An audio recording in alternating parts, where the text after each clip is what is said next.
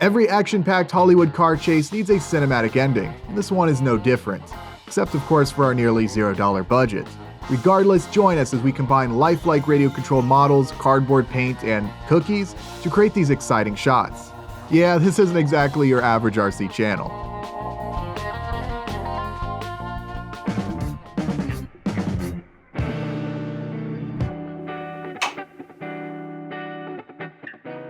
So this was our plan for this past weekend, a simple cinematic ending to a car chase involving 3 vehicles, doing our best to do what we can with limited time, limited space, limited set pieces, and a limited budget. We worked off of this simple storyboard I created, just pardon my lack of drawing skills, but it's pretty simple. Basically, our protagonist, aka the red car, is cornered with seemingly nowhere to run, with the antagonists, aka the truck and yellow car, closing in. Fleeing with no time to spare, our antagonists nearly get themselves into trouble. Meanwhile, the red car is racing towards a dead end, with the yellow car and truck following behind. The red car is able to make the escape by crashing through a wall, in the process knocking down a section of the building, blocking the pursuing vehicles, putting an exciting end to the chase. Sounds simple enough, how hard can it be? Of course, we don't have an entire miniature city to film in, nor a 5-mile stretch of interstate shrunk down to 1/24 scale. We do have a treadmill though, so stay tuned. What we're doing here is working with what we've got and doing the best we can to make an exciting, fast-paced ending to a car chase involving plenty of small-scale destruction. But with the plan in place, we got to work to make it happen.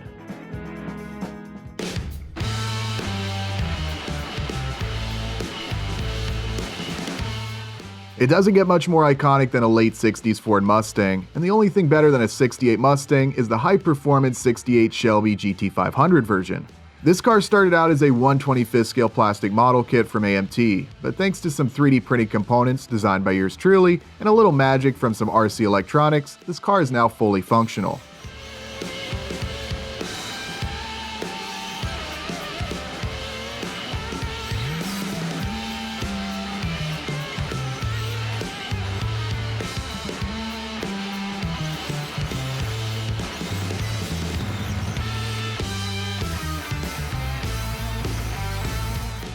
Alright, it works. I'm gonna stop now before I break something.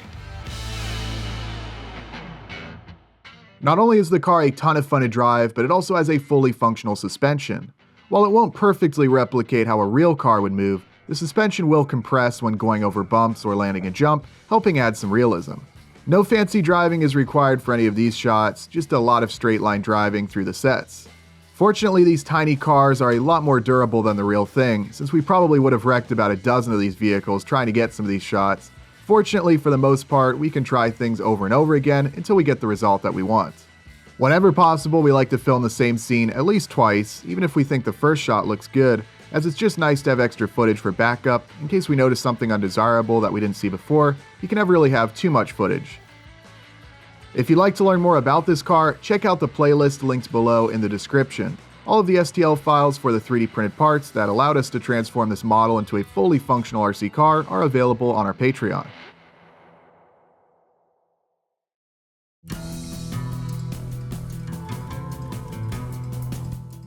Alright, so we've got the car, but what about the wall? For a scene where smashing through a wall is going to be the big climactic ending, it's a pretty important piece. The challenge is choosing a material that this tiny RC car, only weighing a few ounces and having a top speed of only a few miles per hour, is able to smash through easily enough and look at least somewhat convincing. I'm sure there are countless options out there, but one I decided to try was using some of these wafer cookies to construct it. They're cheap, tasty, and when you separate each of the 3 layers, they can be glued together and painted to form a decent enough looking wall. The broken pieces of cookie and icing help to give this a run-down, derelict appearance.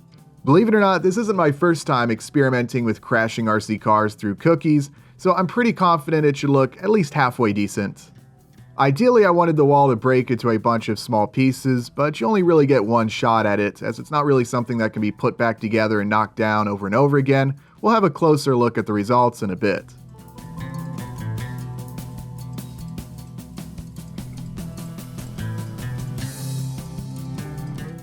In some prior videos that we showcased on this channel, we've gotten various questions and even some compliments regarding the various prop buildings.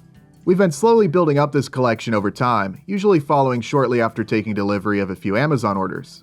Their construction is extremely simple, and although certainly not the highest quality or most detailed, they look pretty good overall and add a lot to these scenes.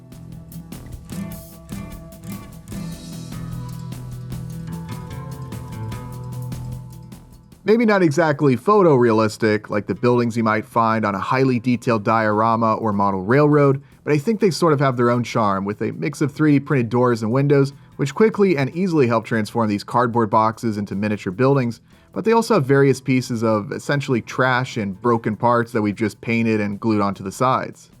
Anyone else grow up with the I Spy books? There are scenes where you can find everyday objects scattered throughout or disguised to look like something else. Certainly an incredible amount of artistry on display with some of these dioramas, and although to a much lesser extent, we've got a similar thing going on here with some of these props. Cardboard might not exactly be the best material, but sometimes any damage or wrinkling present can help add some character, and if you peel the top layer off, it looks a lot like corrugated steel. Of course, these cardboard boxes are relatively light, sometimes resulting in some movement if the car crashes into them. Not exactly ideal to see the entire building move after a car crashes into it. Sometimes bricks or other heavy objects can be positioned to minimize any movement, but it's something that can be hard to completely eliminate. Some spray paint quickly adds color, and with a little imagination, and maybe squinting your eyes a bit, a little more, there you go.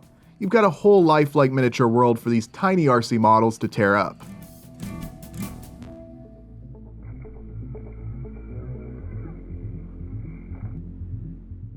Believe it or not, this isn't actually a Hollywood set, but rather a small space behind a garage. A 4x8 foot vinyl mat provides a relatively smooth surface that sort of looks like concrete for these cars to drive on.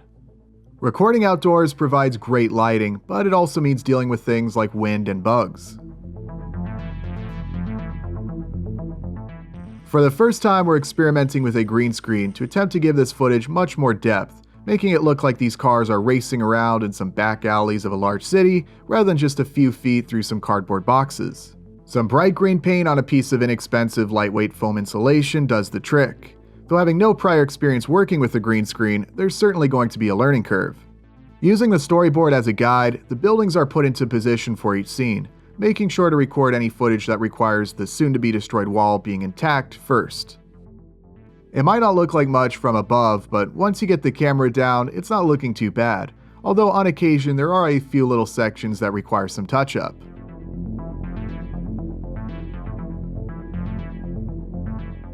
Obviously these sets aren't permanent, but a few simple things can help add more realism.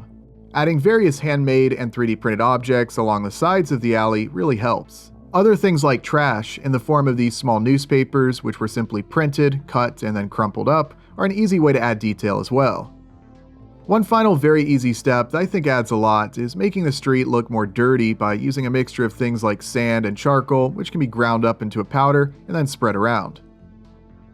Driving a vehicle on that surface leaves behind tire tracks that help make the road look used. Very simple, but I think it helps add an extra level of realism and makes the scenes more interesting to look at.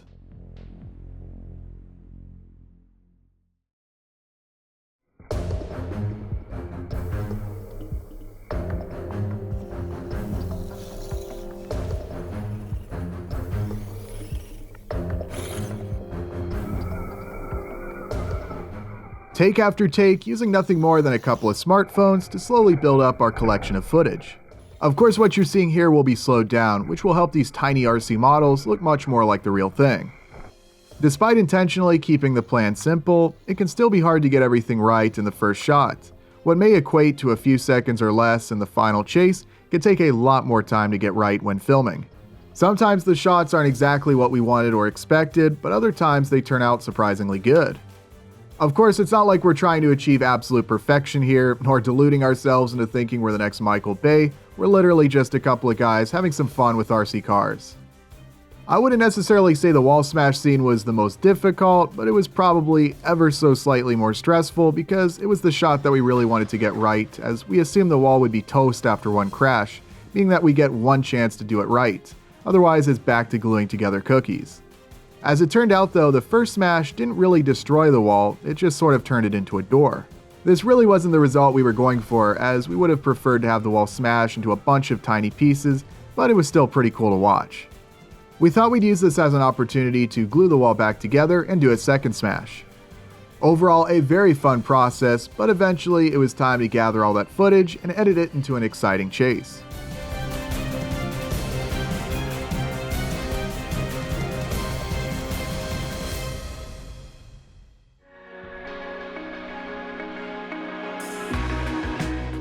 While of course the majority of the focus is on the visuals, I think it's worth briefly highlighting the audio aspect of the chase as well. As I know many of you keen viewers have already identified, we've used the game BeamNG to create almost all of the sound effects for the cars and smashes in prior videos. BeamNG is great because not only does it have some high quality audio with pretty authentic engine sounds, road noise, and crashes, but it's essentially an open world sandbox where you can choose from a variety of different vehicles and spawn various objects to see how they sound when they're getting smashed. An extremely fun vehicle simulation with audio that can be overlaid with the footage that we've captured to help make these scenes go from sounding like this to this.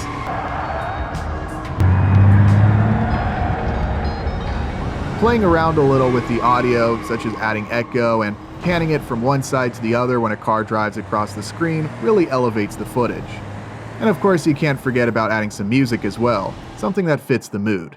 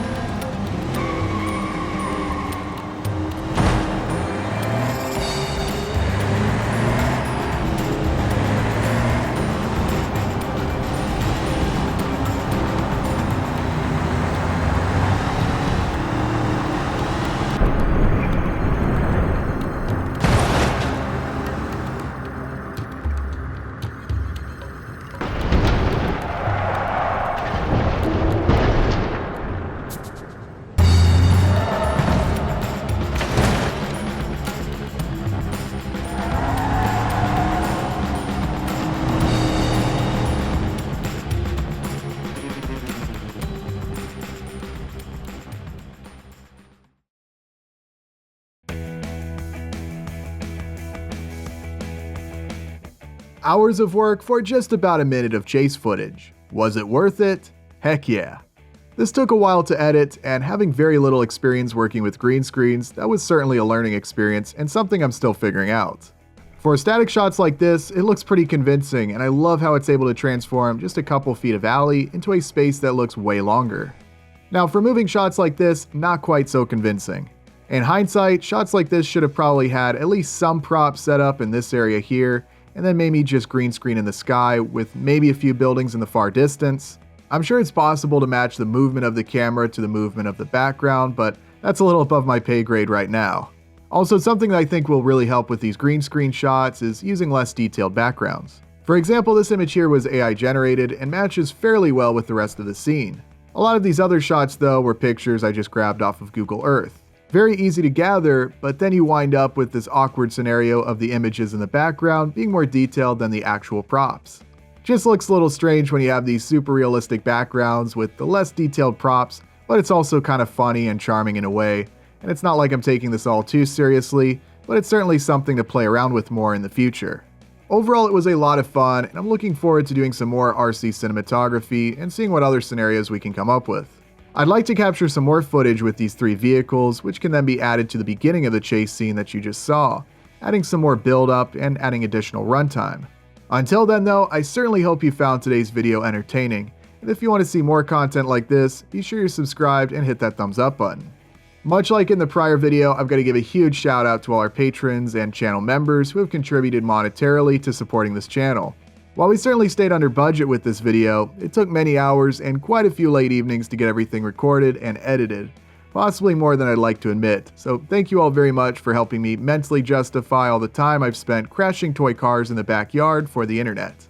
As always, thank you all very much for watching, and I'll see you next time.